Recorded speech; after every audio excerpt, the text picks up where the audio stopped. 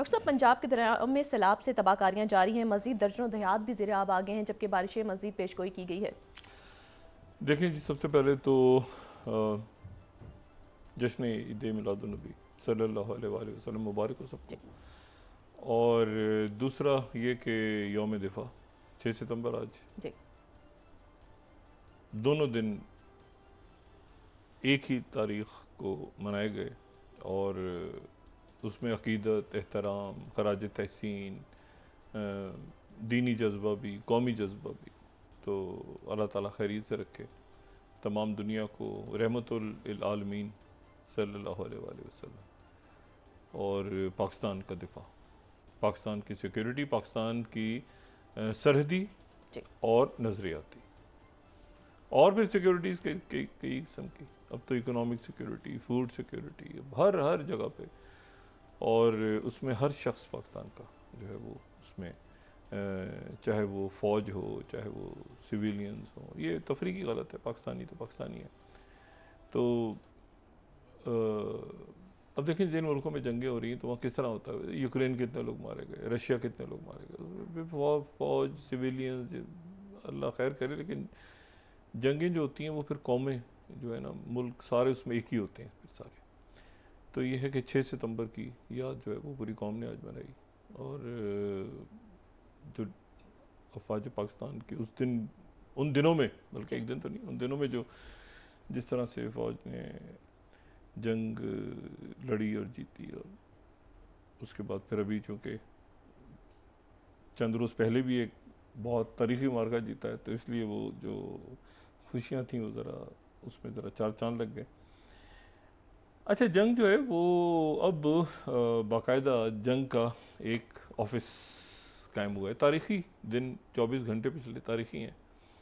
और महकमा जंग जो है वो प्रेसिडेंट ट्रंप ने अपनी मुद्दत सदारत का 200वां 200th एग्जीक्यूटिव ऑर्डर कल उन्होंने साइन किया। सही। और उस एग्जीक्यूटिव ऑर्डर के तहत जो है वो डिपार्टमेंट ऑफ डिफेंस जो है वो डिपार्टमेंट ऑफ वॉर होगा। उसका नाम उन्होंने तब्दील कर दिया, यानी जिसको हम डीओडी कहते थे, अब वो डीओडब्ल्यू होगा, डिपार्टमेंट ऑफ वॉर। और इनका जो ये एग्जीक्यूटिव ऑर्डर है, ये अगर हम यहाँ पे उसको दिखा सकें, यहाँ पे वो जो उसका जो ऐलान है, ये 52nd रिस्टोर किया, उन्होंने रिस्टोर किया है। और उसमें फिर जब वो उसमें ये बता रहे हैं कि उसका जो सेक्शन 1 है, उसमें वो उसकी पूरी हिस्ट्री भी बता रहे हैं। अब ये डिपार्टमेंट ऑफ डिफेंस वो बता रहे हैं कि 7 अगस्त ये 1779 को 236 साल पहले प्रेसिडेंट जॉर्ज वाशिंगटन ने, अच्छा, जॉर्ज वाशिंगटन पहले जो सदर थे, इसको मुख्तसर इस तरह ले लेंगे, जब आइन उनका अप्रूव हो गया तो उन्होंने जो है डिपार्टमेंट ऑफ वॉर बनाया। अच्छा, डिपार्टमेंट ऑफ वॉर 1949 तक मौजूद रहा, आइजनहावर के दौर तक। उसी के डिपार्टमेंट ऑफ वॉर, अब प्रेसिडेंट ट्रंप की आर्गूमेंट है, प्रेसिडेंट ट्रंप जो बात कर रहे हैं वो प्रेसिडेंट ट्रंप ये कह रहे हैं कि डिपार्टमेंट ऑफ वॉर बना था, और उस डिपार्टमेंट ऑफ वॉर के अंडर ही सिविल वॉर भी जीती, जो एक खाना जंगी थी। उसी के अंडर जो लोकल्स वहाँ पे मौजूद थे उनके ख़िलाफ़ भी जंग जीती, लेकिन ज़ाहिर उनका जिक्र नहीं कर सकते। लेकिन ये सिविल वॉर जीती, फिर मैक्सिको के अगेंस्ट, स्पेन के अगेंस्ट, ब्रिटेन के अगेंस्ट, फ्रांस के, इन सब मुल्कों के अगेंस्ट। और फिर उसके बाद जो है वो first world war, second world war, ये सारी जब अमेरिका ने जंगें लड़ी तो ये डिपार्टमेंट ऑफ वॉर कहलाता था। लेकिन फिर ये हुआ कि इसको 1949 में इसको डिपार्टमेंट ऑफ डिफेंस का नाम दे दिया, डीओडी का। और अब ये डीओडी नहीं होगा, जो है ये डिपार्टमेंट ऑफ वॉर होगा। साथ ही इस एग्जीक्यूटिव ऑर्डर का जो सेक्शन 2 है उसमें उन्होंने लिखा है कि सेक्रेटरी ऑफ डिफेंस जो हैं, यानी जो कि वो चाहें तो अपने नाम के साथ वो एक एडिशनल टाइटल लगा सकते हैं सेक्रेटरी ऑफ वॉर का। तो अब उसके नतीजे में वहाँ पे जो हम पहले दिखा रहे थे वो तस्वीरें, सेक्रेटरी ऑफ वॉर जो है वो कई जगहों पे वो तब्दील हो रहा है, और सेक्रेटरी ऑफ वॉर वो अपने आप को उनके बोर्ड्स तब्दील हो रहे हैं, और सेक्रेटरी ऑफ डिफेंस की जगह वो सेक्रेटरी ऑफ वॉर के जो हैं वो पेंटागन में ये पूरी तब्दीली आ रही है। पेटी एग्जिट जो है वो अब सेक्रेटरी ऑफ वॉर के नाम से को पुकारा जाएगा। अब ये कि हम सेक्रेटरी दिफा कहते थे, तो अब उसको उर्दू में थोड़ा सा सेक्रेटरी जंग कहना पड़ेगा। मतलब है कि अभी इस पे देखते हैं बाकी उर्दू मीडिया किस तरह इसको लेता है। जी। इंग्लिश में तो ठीक है सेक्रेटरी ऑफ वॉर, उर्दू में ज़रा थोड़ा सा सेक्रेटरी जंग कहना ज़रा थोड़ा सा अजीब सा लगता है, तो देखते हैं। बाकी उर्दू मीडिया को फिर हम फॉलो करेंगे, वो जिस नाम से पुकारते हैं सेक्रेटरी ऑफ वॉर। जी। और वो बेसिकली उसमें अब ये है कि 7 लाख जो मुख्तलिफ जगहों पे सील्स हैं, जो निशान हैं वो, और 50 मुल्कों में जहाँ जहाँ पे फॉरेन बेसिस हैं, फिर उसके बाद लाखों की या शायद उससे भी ज़्यादा जो लेटर हेड्स हैं, फिर विजिटिंग कार्ड्स हैं, फिर ये सारा का सारा तब्दील होके ये तकरीबन $1 बिलियन से ज़्यादा जो अमेरिकन टैक्स पेयर्स हैं वो पे करेंगे, क्योंकि जो सील है, जो निशान है secretary of department of defence का, वो मुकम्मल तौर पे वो तब्दील होके वो फिर डिपार्टमेंट ऑफ वॉर, तो ये एक बड़ा उन्होंने ऐलान किया। और उसमें उनका कहना ये है, उनके पास उसकी एक वजह है, वो कहते हैं कि भाई ये हमने तो अच्छा, एक बात उन्होंने और बड़ी इंटरेस्टिंग की, उन्होंने कहा कि हमने ये तमाम जब जंगें जीती तो हम उस वक्त ये डिपार्टमेंट ऑफ वॉर था, और उसके बाद भी अमेरिका ने जितनी भी जंगें आज तक जीती हैं तो हमने तो कोई जंग हारी नहीं है, तो हमें मतलब उन्होंने ख़ास तौर पे ये जो उनकी गुफ्तगू थी उसमें उन्होंने कहा कि अमेरिका ने कोई जंग हारी नहीं है, तो इसको डिपार्टमेंट ऑफ वॉर का नाम हमें देना चाहिए। अच्छा, डिपार्टमेंट ऑफ डिफेंस अब कई मुल्कों में डिपार्टमेंट ऑफ डिफेंस, हमारे यहाँ भी तो जो है वो मिनिस्ट्री ऑफ डिफेंस है, कई मुल्कों में डिफेंस है, कई मुल्कों में वॉर शायद हो। कहीं मेरे तो जहन में ज़्यादातर सेक्रेटरी डिफेंस और इस तरह से आ रहे हैं, मिनिस्टर ऑफ डिफेंस। इंडिया में भी डिफेंस ही है, देखते हैं बहरहाल अब इसको ये किस तरह से। बहरहाल उन्होंने सेक्रेटरी ऑफ वॉर का इसको कह दिया। तो वॉर का मतलब ये है, डिफेंस उनके जहन में आ रहा है कि अपना दिफा करना, और वॉर का मतलब ये है कि जंग छेड़ना। सही। ठीक है ना, तो फ़र्क है, वो डिफेंस से वो अब वॉर की तरफ उन्होंने इसका नाम तब्दील किया जाए। तो ये एक उनका 200 उनके कंप्लीट हुए जो एग्जीक्यूटिव ऑर्डर्स उन्होंने साइन किए थे।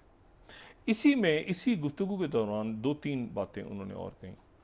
उन्होंने दो शख्सियात को एक शख्सियत को तो उन्होंने कहा कि बहुत ही ज़बरदस्त रिस्पेक्टफुल लीडर हैं, और मैं उनकी बहुत इज़्ज़त करता हूँ, बड़ा स्ट्रॉन्ग मैन है, और बहुत ही ज़बरदस्त उन्होंने तारीफ़ की, और उन्होंने कहा कि वो जो है बंदा बड़ा ही ज़बरदस्त बंदा है, और रिस्पेक्टेड और स्ट्रॉन्ग लीडर है। उनके मुल्क का जो मीडिया है, अगर अभी सुने 1 घंटे से ज़्यादा तवील, ये कोई मेरे ख्याल से एक घंटे से ज़्यादा तवील उनका इंटरेक्शन है मीडिया के साथ, और बाकी भी जो लोग आ रहे हैं, कोई तोहफे दे रहा है, वो बड़ा अच्छे उसमें उन्होंने इंपॉर्टेंट बातें की। तो एक तो उन्होंने तारीफ़ की, जो बेलारूस का मीडिया है उसने डाउन प्ले किया इस चीज़ को, ज़्यादा नहीं उन्होंने किया। अगर 50th हम दिखा सकें तो बेलारूस का मीडिया, एक तो उन्होंने कहा कि अलेक्जेंडर लुकाशेंको जो है, उनकी बाय द वे कुछ अर्से पहले टेलीफोन पर बात भी हुई थी। उनका बड़ा स्ट्रॉन्ग मैन है, बड़ा स्ट्रॉन्ग लीडर है, और रिस्पेक्टेड, और बड़ा रिस्पेक्टेड आदमी है, ये 50th में। तो उन्होंने तारीफ़ की लुकाशेंको की। अच्छा, दूसरी जो उन्होंने तारीफ़ की, वो तारीफ़ क्या की, उन्होंने जिक्र किया, उन्होंने भारतीय वज़ीर आज़म नरेंद्र मोदी का जिक्र किया। उसकी अब मैं उसकी तरफ अभी कुछ देर में आता हूँ, लेकिन इस दौरान जो है वो किया, फिर उसके बाद आगे क्या हुआ और क्या हो सकता है और क्या जा रहा है, उस तरफ मैं भी बाद में आता हूँ। लेकिन पहले मैं आपको ये बताऊँ बात के, इसी दौरान जो है वो कल जो जॉर्जिया स्टेट है, वहाँ पर जो उनका ये जो इलीगल इमिग्रेंट्स के ख़िलाफ़ ऑपरेशन हो रहा है वहाँ पे, वो जो ICE और जो इलीगल इमिग्रेंट्स को पकड़ने के लिए और वहाँ से निकालने के लिए। तो उन्होंने अमेरिकन हिस्ट्री का सबसे बड़ा रेड किया, और रेड करने के बाद जो ऑफिशियल नंबर है वो तो है 475, 475, लेकिन जो एक तादाद है वो इसको 550 बता रही है, ठीक है। ठीक। वो उन्होंने 475 तो ऑफिशियली बताया, 475 इलीगल वर्कर्स को या इमिग्रेंट्स को उन्होंने डिटेन कर लिया। अच्छा, ये जो सारे हैं ये वहाँ पे ये हुंडई जो बहुत बड़ा, यानी बहुत बड़ी साउथ कोरिया का जो कार मोटर कंपनी है, हुंडई बहुत बड़ी कंपनी है। उनका जो जॉर्जिया में जो उनका प्लांट लगा है, और जो 1 साल पहले ही लगा है, और वो 7.6 बिलियन डॉलर्स की इन्वेस्टमेंट है साउथ कोरिया की, और इलेक्ट्रिक व्हीकल्स वहाँ पे बनाने के लिए। और वहाँ पर वो रेड हुई, और फिर ये अगर मैं सेकंड देखूँ तो ये हुंडई मीडिया सेंटर की तरफ से उन्होंने कंपनी की तरफ से बात की है कि भाई ऐसा है कि ये हम कानून के मुताबिक सब कुछ करेंगे और वगैरह वगैरह सारी बातें उनकी की हैं। लेकिन इसमें जो इशू है वो ये है कि ये उनकी ये 7 पॉइंट, ये जब स्टार्ट हुआ था ना, तो ये अगर हम फिफ्थ देखें ना, तो Hyundai shows of its new 7.6 billion, fifth slide अगर एसोसिएटेड प्रेस की देखें ना, तो 7.6 बिलियन से इन्होंने ये स्टार्ट किया था। तो वहाँ पर जो रेड हुई है, अब उस रेड में 475 जो वहाँ पे इलीगल इमिग्रेंट्स हैं उनको डिटेन कर लिए। अच्छा, ये जो है ना, इसकी अब थोड़ा सा इसमें यानी एक तो उनके जो प्रेसिडेंट हैं, जो प्रेसिडेंट ली जे म्योंग हैं साउथ कोरिया के, वो अभी कुछ अर्से पहले ही उनके मामलात, उन्होंने अपनी ट्रेड डील फाइनल की, 25% लग गई थी, 25 से वो 15 पे लेकर आए। ये ज़हन में रखें कि साउथ कोरिया जो है वो अमेरिका का पैसिफिक में इत्तेहादी है, और मैं उस साउथ कोरिया का जिक्र कर रहा हूँ जिसके बारे में ये बात हो रही थी कि वहाँ पर जो है वो जो मिलिट्री लैंड है वो हमारी होनी चाहिए और सारी बात। और मैं उस साउथ कोरिया की बात कर रहा हूँ जहाँ पे जो उनके योन सुक योल थे, उन्होंने एक जो पुराने सदर थे, उन्होंने पिछले साल दिसंबर में एक इंतहाई अजीब व गरीब हरकत की थी, और वो ये कि उन्होंने मार्शल लॉ लगाने की कोशिश की थी। ये उस साउथ कोरिया का जिक्र हो रहा है। और उसके बाद जो है वो वहाँ पर जो मार्शल लॉ लगाने की कोशिश की, और उन्होंने कहा था कि जो अपोजिशन के रहनुमा हैं ये शुमाली कोरिया से मिले हुए हैं, और वो जो शुमाली कोरिया से मिले हुए हैं, और उन्होंने कहा था फौज से कि इनको गिरफ़्तार कर लें, और गिरफ़्तार करने के बाद वो जो उनके अपोजिशन के जो लीडर थे डेमोक्रेटिक पार्टी के, उन्होंने डेमोक्रेटिक पार्टी के लोगों को जमा कर लिया पार्लियामेंट में वोट हो गया, वोट हो के वो जो फ़ौज वापस हो गई, मार्शल लॉ लगा नहीं, और जो प्रेसिडेंट यून सुक योल हैं उनको गिरफ़्तार कर लिया गया, उन पे इम्पीचमेंट, करप्शन, उन पे सारी फैमिली पे जारी है उनके मुकदमात। और वो साहब जो पार्लियामेंट में पहुंचे थे सबसे पहले, जिन्होंने पार्लियामेंट का इजलास बुला के, और वो अब सदर बन गए उसके बाद, यानी जिन पे इल्ज़ाम था कि ये तो वो सदर हैं और वो बड़े ज़बरदस्त हैं। लेकिन वाकई वो एक तो इंटरनल टर्मोइल, और फिर ये कि ये सारे जो इश्यूज़ थे, क्योंकि ये दिसंबर में वाक़ हुआ है ना, ये 3 दिसंबर को ये मार्शल लॉ की अनाउंसमेंट हुई थी। तो आप ये सोचें ना कि ये वो वक्त था जब अमेरिका में इलेक्शन भी हो चुका है, और मतलब है कि दरमियान में प्रेसिडेंट अब जीत भी चुके हैं, और ये साउथ कोरिया में अजीब व गरीब वाक़यात हो रहे, बहरान होते गए, फिर फरवरी तक चलता रहा। फिर तो वो ये बड़े एक ज़बरदस्त उनके लीडर हैं नए साउथ कोरिया के, और इन्होंने 25% डाल दिया था। तो फिर ये गए, इनकी प्रेसिडेंट ट्रम्प के साथ इन्होंने बात की, फिर अल्टीमेटली 15% पे वो आया। लेकिन उसकी कंडीशन फिर ये थी कि ये 350 बिलियन डॉलर्स जो हैं वहाँ पे इन्वेस्ट करेंगे, 350 बिलियन डॉलर्स। तो ये जो 350 बिलियन डॉलर्स हैं, इसकी जब इन्वेस्टमेंट की बात भी हो गई, सब कुछ हो गया, तो फिर उसके बाद ये हुआ कि उन्होंने एक डील साइन हो गई।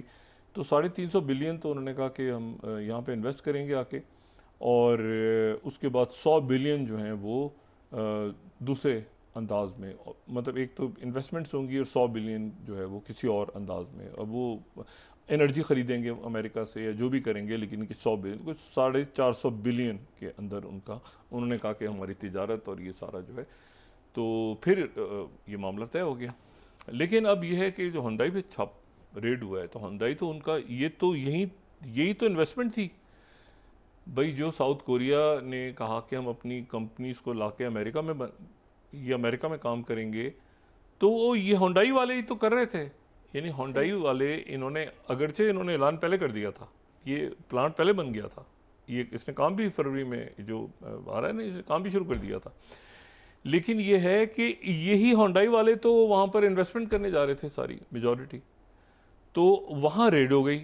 अच्छा, अब उसमें ये है कि उसमें 1200 टोटल यानी जो मुलाजमीन कहें या जो भी वर्कर्स हैं वहाँ पे वो काम करते हैं, 1200 में से 500 या 475 तो ऑफिशियल नंबर है जिनको इलीगल करार देके उन्होंने पकड़ लिया। तो अब मुझे बताएं कि वो प्लांट भी बंद हो गया, प्लांट बंद पड़ा है, उसका काम कैसे होगा? और ये इतनी बड़ी तादाद में इलीगल, वो कैसे, इतनी बड़ी कंपनी हुंडई है तो उन्होंने कैसे वो, अब उसका एक देखे ना, बड़ी अजीब सी बात है ना कि उसमें इंजीनियर्स भी हैं, उसमें बड़े सीनियर उनका स्टाफ है, वो सारे डिटेन हो गए। ये अमेरिका की हिस्ट्री की सबसे बड़ी रेड हुई।